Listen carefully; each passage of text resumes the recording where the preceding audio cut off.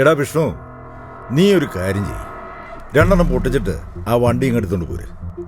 തൽക്കാലം നമ്മുടെ ആ ഗോഡവണെ കൊണ്ടിട്ടേര്. ആ ശരി. എടാ വിഷ്ണു വിളിക്കുകയാണെങ്കിൽ നീയും കൂടെ ഒന്ന് ഹെൽപ്പിന് ചെല്ലണം. ശരി സാർ. ആ ഇനി നിനക്കെന്താ പറയാനുള്ളത്? ചേട്ടാ, എനിക്ക് കുറച്ച് അവധി കൂടെ തരണം. അവധി?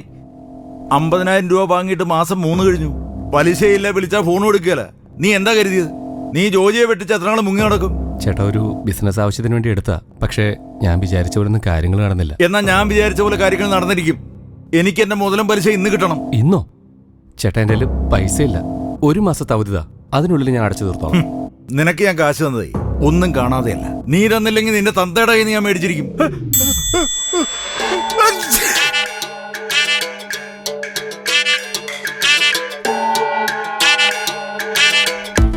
എടാ ശോക, ഇവന്മാര് മുങ്ങാൻ നോക്കണം. ശരി ചേട്ടാ, ഞാൻ എന്തിനാ ചേട്ടാ ഇരിക്കുന്നത്? നീ അല്ലടാ ഇവനെ എനിക്ക് മുട്ടിച്ചു തന്നത്. അവിടെ ഇരിടാ. കൊച്ചൗസേപ്പ് മകൻ 2500.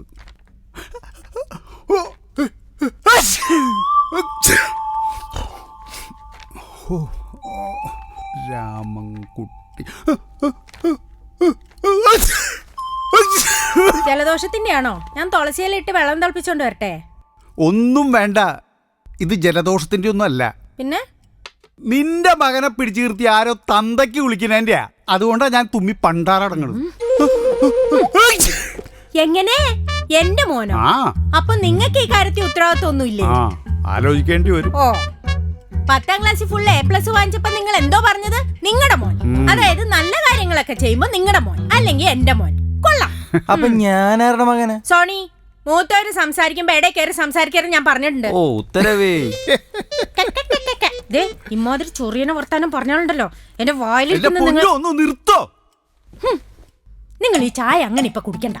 ആഹാ, നിന്റെ അപ്പന്റെ ആങ്ങളമാരുടെ തനി സ്വഭാവ ആ മൂത്തവന് കിട്ടിയിരിക്കണം. കയ്യിലിരിക്കുന്ന കാശ് എങ്ങനെ നശിപ്പിക്കാം, കുടുംബം എങ്ങനെ കുട്ടിച്ചോറാക്കാം, ഇതൊക്കെ ആയിരുന്നല്ലോ നിന്റെ അപ്പന്റെ ആങ്ങളമാരുടെ സ്വഭാവം. ആ തനി ഗുണോദരം ആ മൂത്തവന് കിട്ടിയിട്ടുണ്ട്. എന്റെ വീട്ടുകാരുടെ ചരിത്രവും ഭൂമിശാസ്ത്രവും ഒന്നും നിങ്ങൾ അന്വേഷിക്കണം. നിങ്ങളുടെ കുടുംബ മഹാത്മ്യം എന്നെ കൊണ്ട് പറയിപ്പിക്കല്ലേ. ഒന്ന് നിർത്തുക രണ്ടുപേരും. ഉത്തരവേ. എന്റെ മമ്മി എത്ര നാളെ ഒരു പുതിയ ഫോൺ വാങ്ങിച്ചു തരാൻ പറഞ്ഞിട്ട്. എന്റെ തന്തയല്ലേ കുത്തിയിരിക്കുന്നത്. തൽക്കാലം നിന്റെ കാര്യത്തിൽ മാറ്റമൊന്നുമില്ല, അങ്ങോട്ട് ചോദിക്കും. പപ്പ, എന്താടാ അതിനൊരു കുഴപ്പം? ഇത് ഭയങ്കര സ്ലോ ആന്നേ. ആഹാ, നിനക്കെന്താ ഇതിനു മാത്രം തിരക്കിട്ട് നോക്കാനുള്ളത്? ഒരു രേഷ്മ, ഒരു മഞ്ജു, പിന്നൊരുത്തിയുണ്ടല്ലോ, ആ ഹണി. ഇവരെയല്ലേ സ്ഥിരം വിളിക്കുന്നത്. പിന്നെ ഇവളുമാരെ വിളിച്ചു കഴിഞ്ഞാ മിനിമം 2.5 മണിക്കൂർ കത്തി.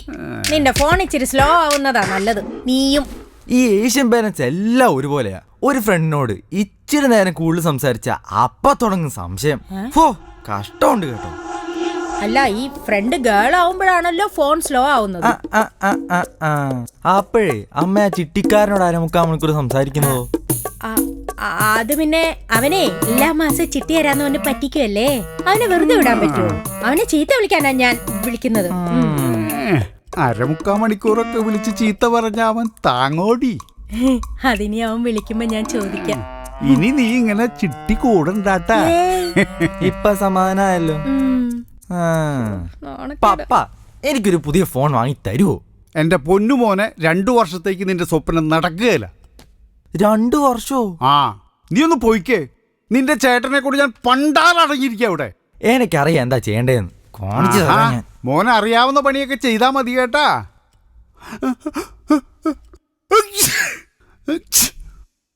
എന്റെ കർത്താവേ, തന്തയ്ക്ക് വിളി അവസാനിക്കുന്നില്ലല്ലോ. നല്ല മക്കളുണ്ടായില്ലെങ്കിൽ തന്തമാര് തുമ്മി തുമ്മി ചാവും, പണ്ടാറടക്കും. ഏതായാലും നിന്റെ കയ്യിൽ നിന്ന് കാശ് കിട്ടാൻ പോകുന്നില്ലെന്ന് എനിക്ക് മനസ്സിലായി. നമുക്ക് നിന്റെ വീട്ടിലേക്ക് പോവാം. നിന്റെ തന്തയുടെ കയ്യിൽ നിന്ന് ഞാൻ കാശ് മേടിച്ചോളാം. അയ്യോ, ചതിക്കല്ലേ ചേട്ടാ, പൈസ ഞാൻ തരാന്ന് പറഞ്ഞല്ലോ. നിന്നേക്കാൾ വലിയ ഉടായ്പകാരെ ഞാൻ കണ്ടിട്ടുണ്ട്. കാശിന്റെ കാര്യത്തിലുണ്ടല്ലോ, സ്വന്തം തന്തയാണെ പോലും ഞാൻ സമ്മതിക്കത്തില്ല. പിന്നെയാണോ നിന്റെ തന്ത?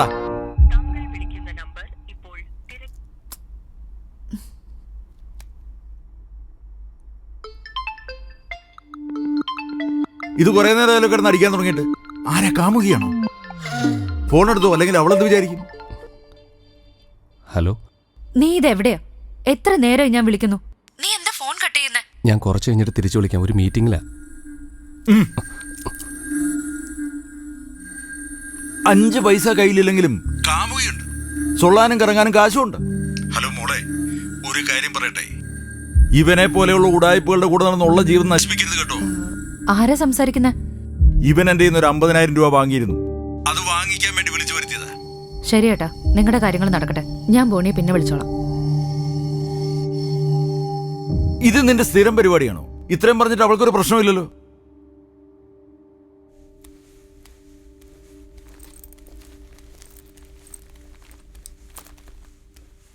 പപ്പ, എന്തായാലും ഞാനൊന്ന് പോയി നോക്കിയിട്ട് വരാം. നീ പോവാൻ തന്നെ തീരുമാനിച്ചോ? അതെ. നിന്റെ ഇഷ്ടം. അവൻ എത്രക്കാരനാണെന്ന് എനിക്കറിയില്ല, പക്ഷേ അമ്മയില്ലാത്തതിന്റെ ഒരു കുറവും വരുത്താതെ നിന്നെ വളർത്തിയത്, അത് ഓർമ്മ വേണം. പപ്പ വെറുതെ സെന്റി അടിക്കല്ലേ. രണ്ടാമത് കല്യാണം കഴിക്കാൻ പോയ ചരിത്രമൊക്കെ എനിക്കറിയാം, പക്ഷെ ഒന്നും നടന്നില്ലല്ലേ. സെന്റി ഏറ്റില്ല അല്ലേ? ഇല്ല. ഏതായാലും ഞാനൊരു അബദ്ധത്തിൽ പോയി ചാടില്ലെന്ന് പപ്പയ്ക്ക് അറിയാലോ. ആ ഒരു ധൈര്യം കൊണ്ടല്ലേ നിന്നെ ഒറ്റയ്ക്ക് വിടുന്നത്. പോയിട്ട് വാ മോളെ.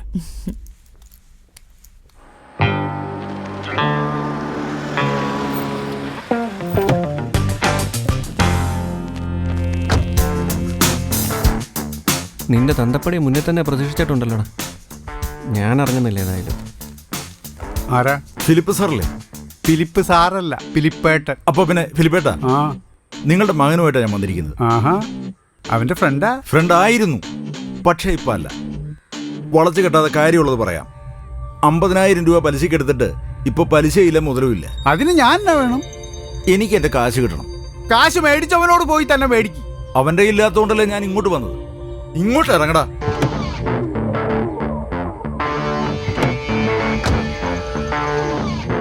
ആഹാ, കൂടെ ഈ നാറി ഉണ്ടായിരുന്നു. നീ എന്ന് എന്റെ മോന്റെ കൂടെ കൂടിയോ അന്ന് മുതൽ ഗതികേടാ. എന്റെ വീട്ടിലും അങ്ങനെയൊക്കെ തന്നെയാണേ പറയുന്നത്. എന്താടാ കുണുകുണുക്കുന്നേ? ആ, താനൊരു കാര്യം ചെയ്യും, ഇവനെ കൊണ്ടുപോക്കോ. തന്റെ കാശ് മുഴുവൻ കിട്ടിയിട്ട് അവനെ തിരിച്ചുണ്ടാക്കിയാൽ മതി. താനൊരു തന്തയല്ലേ? തന്ത ആയതുകൊണ്ടാണോ പറഞ്ഞത്? തന്റെ കാശ് എളുപ്പത്തിൽ കിട്ടാനൊരു വഴിയുണ്ട്. ആ, പറ പറ, എന്താ അത്? ഇവിടുന്ന് ഇറങ്ങിയിട്ട് ഒരു 3.5 കിലോമീറ്റർ കഴിയുമ്പോൾ 3.5 കിലോമീറ്റർ കഴിഞ്ഞ് മെയിൻ റോഡ് കാണാം. മെയിൻ റോഡിൽ കൂടെ കുറച്ചുകൂടി മുമ്പോട്ട് പോകുമ്പോ ഇടത്തെ സൈഡില് പോലീസ് സ്റ്റേഷൻ ഉണ്ട്. താൻ അവിടെ കൊണ്ടുപോയി ഒരു പരാതി കൊടുക്കും, തന്റെ കാശ് മുഴുവനും കിട്ടും. വലതും വന്ന് കഴിച്ചിട്ട് പോടാ, അല്ലെങ്കിൽ ശരീരം ക്ഷീണിക്കും. എടാ മോനെ, ഞാൻ പോവാ. നിനക്ക് പൈസ ഉണ്ടാകുമ്പോൾ നീ എനിക്ക് തന്നാ മതി. ഇതുപോലൊരു തന്തയുടെ മകനായി ജനിച്ചത് തന്നെയാടാ നിനക്ക് കിട്ടിയ ഏറ്റവും വലിയ ശിക്ഷ. അതുകൊണ്ട് ഇനി ഞാനായിട്ട് നിന്നെ ശിക്ഷിക്കുന്നില്ല. പോട്ടെടാ. ഇത്തവണ തുക കുറഞ്ഞു പോയല്ലോ. എന്തേ 50,000 നിർത്തിക്കളഞ്ഞേ? കൂടുതൽ ട്രൈ ചെയ്താ, പക്ഷെ ഇത്രേ കിട്ടിയുള്ളൂ. എന്താ സമാധാനമായാലും? കുറച്ച്. നീ കഴിക്കുന്നില്ലേ? അതുകൊണ്ടാ കാരണബോധനം കൊടുത്തേക്ക്. നല്ല തന്തേ, നല്ല മക്കളും. അടുത്ത കുരിശെത്തിയല്ലോ. നമസ്കാരം. ആ, വാ വാ വാ, കടന്നു വാ. മുടിഞ്ഞ ട്രാഫിക് കാരണം കുറച്ച് ലേറ്റ് ആയി പോയി. ആ, ഇരിക്കും. ആ, എന്തായി ബഷീറെ കാര്യങ്ങള്? അവര് പറയുന്ന ഈ സ്ഥലം വെച്ചോണ്ടിരിക്കണമെന്നാ, മറിക്കാനാ പറയുന്നത്. എന്നാ പിന്നെ മറക്കി, ഞാൻ ഇടങ്കോലിട്ടൊന്നും വേണ്ട. വലിയ കുഴപ്പമില്ലാത്ത ലാഭം കിട്ടുന്നുണ്ടല്ലോ. അത് പോരല്ലോ വക്കീലേ, നമുക്ക് വേണ്ടത് നല്ല ലാഭമല്ലേ. അതിനുള്ള പുതിയ പരിപാടി ഞങ്ങൾ കണ്ടുവച്ചിട്ടുണ്ട്. പാർട്ട്ണർഷിപ്പ് പരിപാടിയല്ലേ, അത് വേണ്ട. ആ പരിപാടിക്ക് ഞാനില്ല. ബോണി ഒരു ഷെയർ കൂടാന്ന് പറഞ്ഞായിരുന്നു. അത് വളരെ നന്നായി. അവൻ ഏതോ ബിസിനസ് നടത്തിയിട്ട് ഒരു 50,000 രൂപ ഇന്ന് ലാഭം കിട്ടി. അച്ചായനെന്തിനാ പേടിക്കുന്നേ? എല്ലാത്തിനും മകനില്ലേ? ആ, നോക്കിയേ, അവൻ്റെയും എൻ്റെയും ഷെയർ കൂട്ടിക്കുഴക്കണ്ട. എനിക്ക് എൻ്റേത് ബ്ലാക്കായിട്ട് കിട്ടിയാൽ മതി. ആ, അതൊന്നും കുഴപ്പമില്ലെന്നേ. ആ, ഈ കാശെല്ലാം ഇവിടെ ഇങ്ങനെ കൂട്ടി വെക്കുന്നത് ശരിയല്ല കേട്ടോ. ഇൻകം ടാക്സുകാർക്ക് സംശയം തോന്നിയാൽ പണിയാകും. അതിനല്ലോടോ വക്കീലെ തന്നെയും കൊണ്ട് നടക്കുന്നത്. എന്ന് ഈ സ്ഥലക്കച്ചവടമൊക്കെ ആയിട്ട് നടന്ന മതി. വല്ലപ്പോഴൊക്കെ ആ കോട്ടൊക്കെ ഇട്ട് കോടതി കയറി നടക്കണ്ടേ?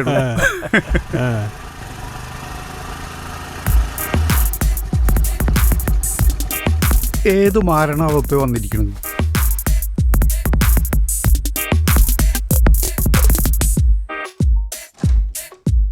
ബോണിയില്ലേ? ആരാ? ഞാൻ ബോണിയുടെ ഫ്രണ്ടാ. ഫ്രണ്ട് എന്ന് വെച്ചാ? ഫ്രണ്ട് എന്ന് പറഞ്ഞ സുഹൃത്ത്. എടി മിനിയെ. അമ്മയല്ല, എനിക്ക് ബോണിയെ കാണണ്ടേ. എടി മിനിയെ, എടി ഉണ്ടമനി, ഇങ്ങോട്ടൊന്ന് വാടി. ഉണ്ട് നിങ്ങളെ തള്ള. സോറി, ഞങ്ങള് വെറുതെ തമാശക്ക് തള്ളക്ക് വിളിച്ച് കളിക്കാറുണ്ടേ. അതെ അതെ. ആരാ? ഞാൻ അനീറ്റ, ബോണിയുടെ ഫ്രണ്ടാ. ബോണി എവിടെ അമ്മ? ഞാൻ വിളിക്കാവേ. വേണ്ട. മകൻ നല്ല കച്ചവടക്കാരനല്ലേ, ഇനിയിപ്പോ കെട്ടിച്ചു കൊടുക്കാലോ. എന്റെ വായിന്ന് വല്ല പുളിച്ച തെറിയായി കൂട്ടും.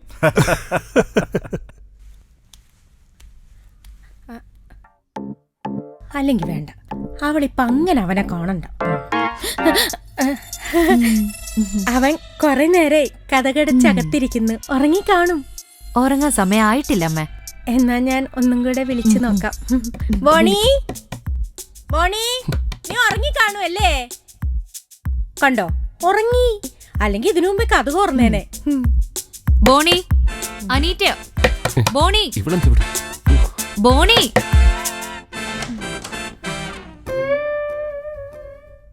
നീ എന്താ വിളിച്ചിട്ട് ഫോൺ എടുക്കാത്ത? അകത്തേക്കോ.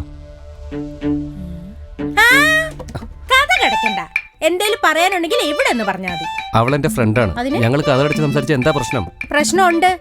അമ്മ, ഞങ്ങൾക്കൊരു പ്രൈവസി വേണ്ടേ? കഥ കടച്ചിട്ടുള്ള ഒരു പ്രൈവസിയും വേണ്ട കേട്ടോ. എന്തൊരു കഷ്ടം. നിങ്ങളൊക്കെ ഏത് നൂറ്റാണ്ടിലെ ജീവിക്കുന്നേ? ദേ ബോണി, എന്റെ വായിന്നൊന്ന് കേക്കരുതേ. ഓ പിന്നെ, നീ വന്നേ. ഈശോയെ, എന്തോന്നാ നിങ്ങളിങ്ങനെ കുന്നം മുഴിയോ വലക്കുന്നേ? പിന്നെ ഞാൻ ഉണ്ട പിഴുകാം. ഉണ്ടാ താമസം പേടി വരും.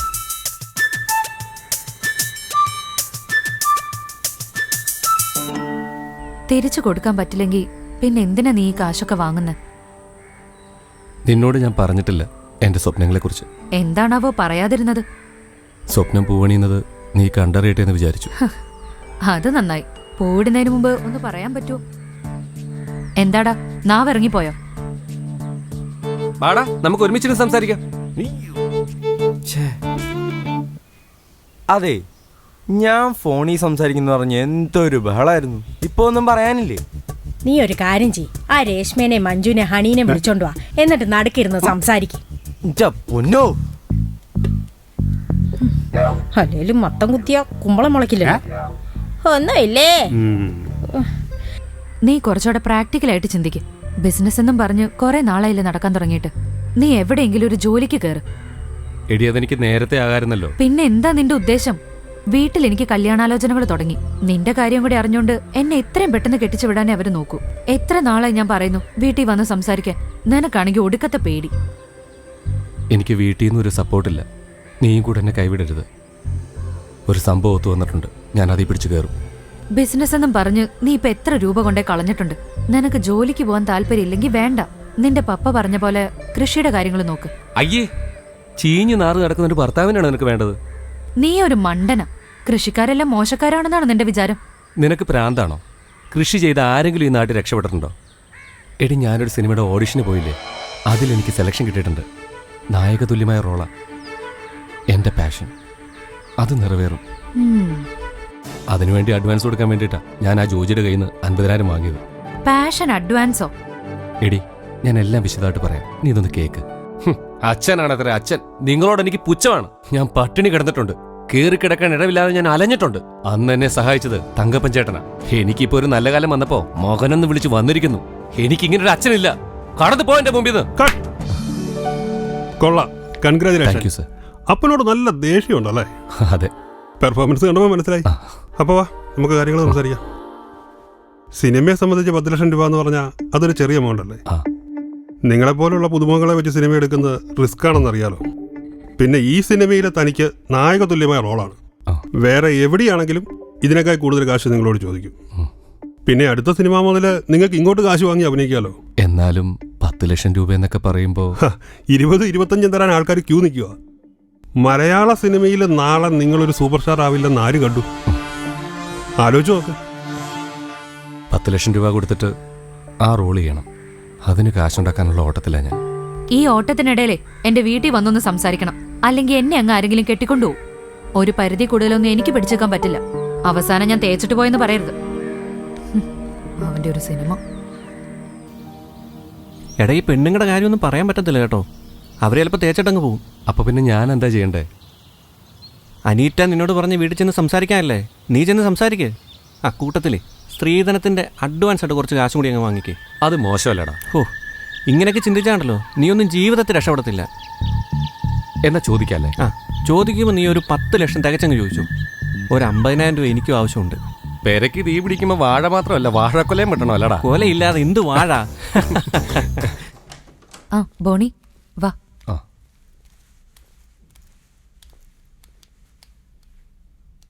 പപ്പ ഉം, ഇതാ ബോണി. വാ ഇരിക്കെ. ശരി. അനീറ്റ എന്നെ കുറിച്ച് പറഞ്ഞിട്ടുണ്ടാവുമല്ലോ അല്ലേ? അവളെന്തിനാ നിങ്ങളെ കുറിച്ച് പറയുന്നത്? എന്ത് ചെയ്യുന്നു? ജോലി, ബിസിനസ്? ഞാനിങ്ങനെ 1-2 ബിസിനസ് തുടങ്ങിയായിരുന്നു, പക്ഷെ അത് ഫ്ലോപ്പായി പോയി. എല്ലാം ഫ്ലോപ്പായി. ചുരുക്കി പറഞ്ഞാൽ ഇപ്പൊ പണിയൊന്നുമില്ല. ഇവിടെ കല്യാണം കഴിക്കാൻ പോകുന്ന ആളെ കുറിച്ചേ എനിക്ക് കുറച്ച് സങ്കല്പങ്ങളൊക്കെ ഉണ്ട്. പപ്പ, അത് അടുത്ത മാസം തുടങ്ങാൻ പോകുന്നൊരു പുതിയ സിനിമയിൽ നായകതുല്യ ഒരു വേഷമുണ്ട്. അപ്പോൾ ആ സിനിമ റിലീസ് ചെയ്താൽ പിന്നെ ഇഷ്ടംപോലെ സിനിമകളുണ്ടാവും. ഇപ്പൊ തന്നെ ഇഷ്ടംപോലെ സിനിമകൾ വരുന്നുണ്ടല്ലോ. അല്ല, എൻ്റെ സിനിമയാ. ആ, അപ്പൊ മലയാള സിനിമയുടെ കാര്യത്തിലും ഒരു തീരുമാനമായി. പപ്പ, ഇതൊരു പാൻ ഇന്ത്യ സിനിമയാ. അനീറ്റയ്ക്കെല്ലാം അറിയാം. എനിക്കങ്ങനെ എല്ലാ കാര്യങ്ങളൊന്നും അറിയില്ല പപ്പ.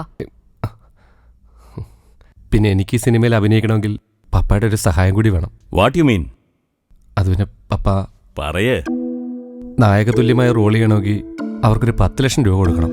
അതിനെനിക്ക് പപ്പയുടെ ഒരു സഹായം വേണം. ഞാൻ അനീറ്റയെ കിട്ടുമ്പോൾ എന്തായാലും പപ്പ എനിക്ക് ശ്രീധരൻ തരുന്നുണ്ടാവുമല്ലോ. അതിൽ നിന്നൊരു 10 ലക്ഷം രൂപ എനിക്ക് കിട്ടിയാൽ അത് അവർക്ക് കൊടുത്തിട്ട് എനിക്ക് ആ റോൾ ചെയ്യാമല്ലോ. ഒരു സിനിമാ നടന്റെ ഭാര്യ എന്ന് പറയുന്നത് അനീറ്റയ്ക്കും ഗമയല്ലേ? പപ്പയ്ക്ക് അത് അഡ്രസ് ചെയ്ത് പറയാമല്ലോ, എന്റെ മരുമകൻ ഒരു സൂപ്പർ സ്റ്റാർ ആണെന്ന്. എണീക്കടാ. നിനക്ക് നാണുണ്ടോ എന്റെ പപ്പയോട് ഇങ്ങനെ സംസാരിക്കാൻ? നിനക്ക് എന്ത് കണ്ടിട്ട് എന്റെ പപ്പ 10 ലക്ഷം രൂപ സ്ത്രീധനം തരണ്ടേ? എന്നാ ഞാൻ പോട്ടെ പോട്ടെ. ഇറങ്ങി പോടാ. കൺഗ്രാറ്റുലേഷൻസ്, നീ ആടി എന്റെ മോള്.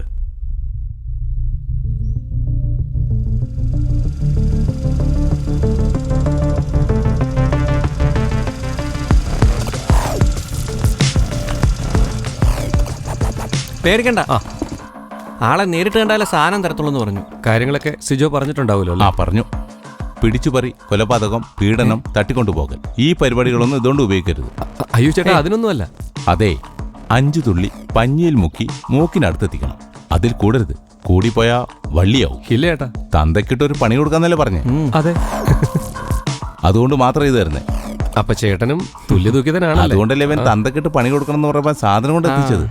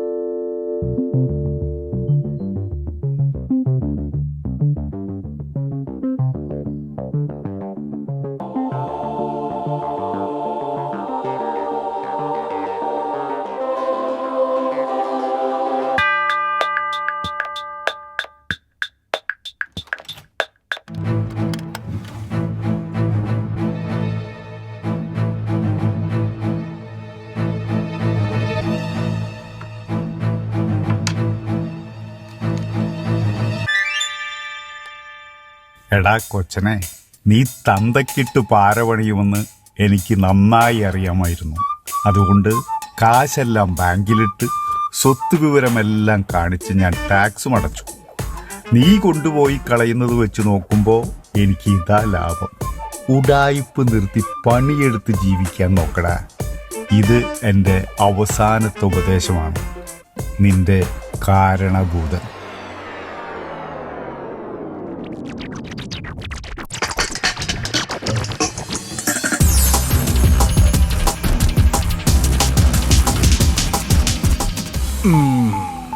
ഫിലിപ്പിയേട്ടൻ്റെ ടൈം നല്ല ബെസ്റ്റ് ടൈമാണ്. നല്ല സമയത്താ സ്ഥലം നോക്കാൻ വന്നത്. കർത്താവങ്ങളുടെ സ്ത്രീകളിൽ അങ്ങനെ ചെയ്യപ്പെട്ടാവുന്നു. നീ എവിടെ നോക്കിയിരിക്ക? പപ്പ, മമ്മി, എന്താ? ഞാൻ ഒരു കാര്യം പറയട്ടെ, ആരും ഞെട്ടരുത്. എന്താടാ? ഇന്ന് ഇവിടെ ഒരു ഉടായ്പ നടക്കും. എന്താ ഉടായിപ്പോ? എന്റെ കൂട്ടുകാരന്റെ ചേട്ടൻ ജില്ലാശുപത്രിയിൽ സ്റ്റോർ കീപ്പറാ. അയാള് പറഞ്ഞപ്പോഴാ കാര്യം അറിഞ്ഞു.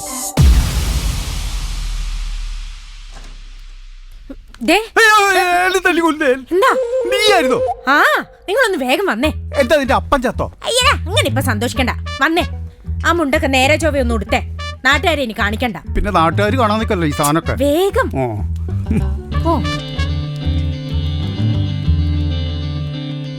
എന്റെ കർത്താവ് ശോഭിച്ചായേ, എന്തായി കാണണേ? ഞാൻ ഈ ഫോട്ടോ ഒക്കെ എടുത്തിട്ട് അനീറ്റ ചേച്ചിക്ക് അയച്ചു കൊടുത്തു. നിനക്ക് എവിടെ നാടാ നമ്പർ കിട്ടിയേ? അതൊക്കെ അന്ന് വന്നപ്പോഴേ സംഘടിപ്പിച്ചതാ. കൊള്ളാം. അയ്യോ,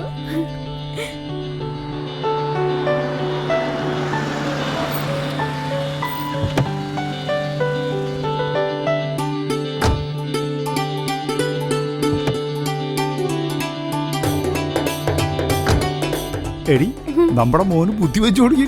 എങ്ങനെ? നമ്മുടെ മോനാ? പോടി ഉണ്ട്.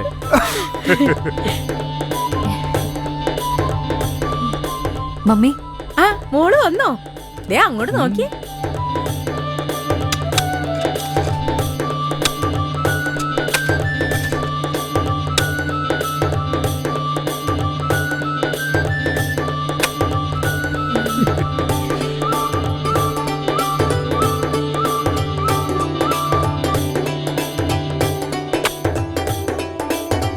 ബോണി,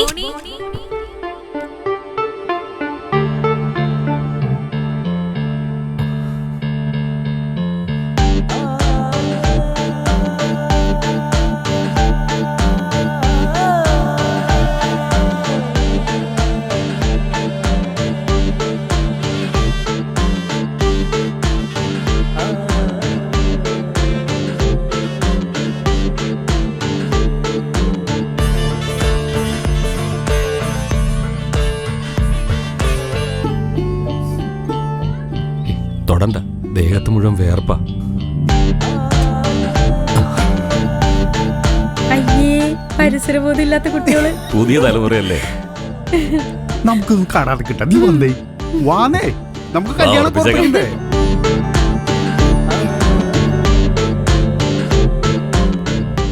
എപ്പോഴാ മനസ്സമ്മതം?